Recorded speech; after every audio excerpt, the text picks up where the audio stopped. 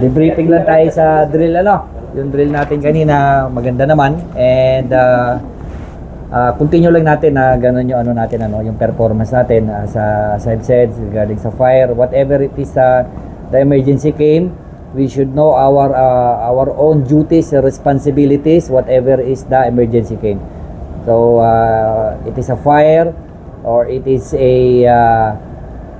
abandoned ship, collision, so whatever it is, you must know your duties and responsibilities, and we are gladly that you are performed yung inyong mga duties and responsibilities. Okay, now in addition sa ano natin, sa arrival meeting natin,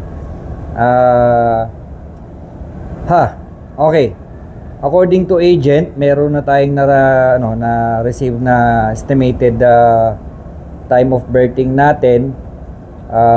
Saan si second mate? Oh, halika dito. Berth natin, segundo, may binigay na berth 801. Okay, so we are luckily, wala tayo doon sa RBCT na napakabilis ng loading. Okay, so we have a lot of time. Estimated time of berthing natin on this stage, at this stage ay 27 of October. Okay, so kalma lang, hindi pa tayo tapos, okay? Huwag tayong magpakumpiyansa. Okay?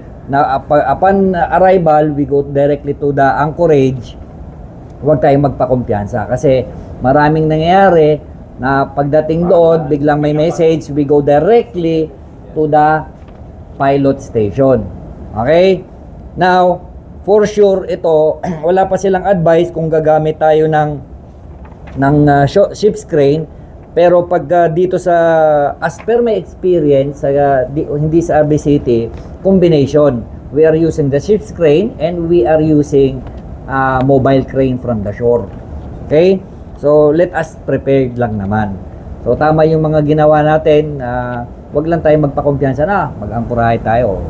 Marami tayong mga ano.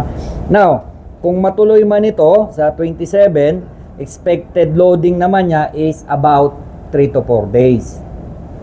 Okay? Yung sinabi ko sa iyo, ha? Ganun na lang. Sundan lang yung sa ballasting niyo. Huwag mo lang masyadong lakihan, masyadong malaking trim, ha? Kahit mga maximum na tayo sa 3 meters. Okay? Estimated time of completion natin is 31st of October. Estimated natin. Doon tayo, ano na tayo, to be sailed na tayo. I'm sorry. Now,